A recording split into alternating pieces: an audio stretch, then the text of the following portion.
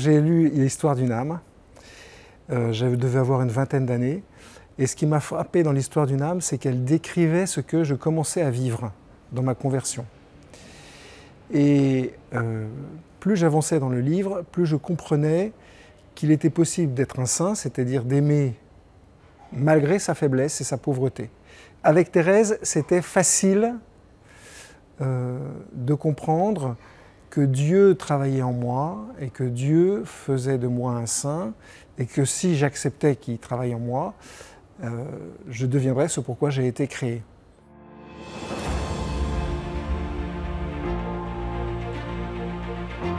Ce qu'elle me dit à moi, c'est que ce que je crois impossible est possible grâce à Dieu. Il suffit juste que je lève mon petit pied, comme elle dit. Elle prend une image, celle d'un enfant qui est en face d'un grand escalier, qu'elle appelle l'escalier de l'amour, et les contre-marches de l'escalier sont très grandes. Alors l'enfant, du coup, a du mal à monter les escaliers tout seul. Il prend conscience qu'il n'y arrivera pas.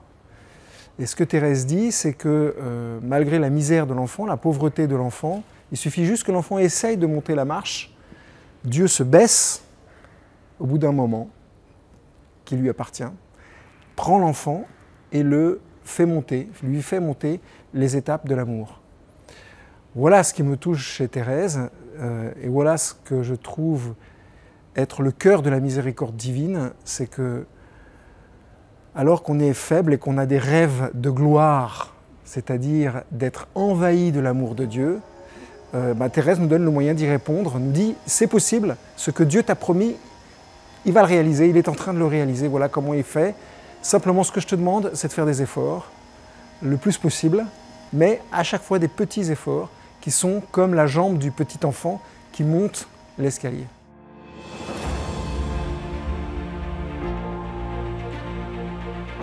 Ce que je sais, c'est que comme prêtre, ma vocation, c'est de montrer l'amour, c'est de montrer Dieu, c'est d'élever les gens vers Dieu. Et Thérèse me montre que si je fais simplement ce que Dieu me demande de faire, mon job de prêtre, minute après minute, finalement, sans penser aux résultats, alors mon rêve de gloire, c'est-à-dire d'être rempli de Dieu, sera réalisé.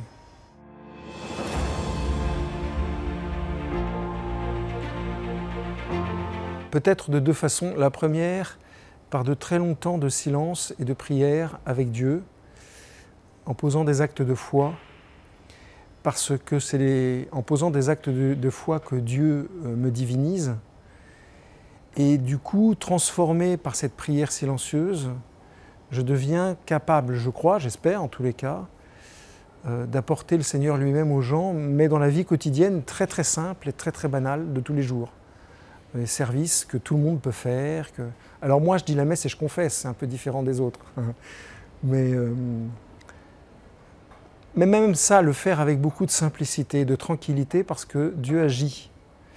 Ça, c'est l'espérance incroyable de la miséricorde. C'est que Dieu ne cesse pas d'agir, ne cesse pas de transformer la personne humaine. Alors que même je vous parle et il vous transforme vous et il me transforme moi et il transforme les gens qui nous écoutent. Voilà.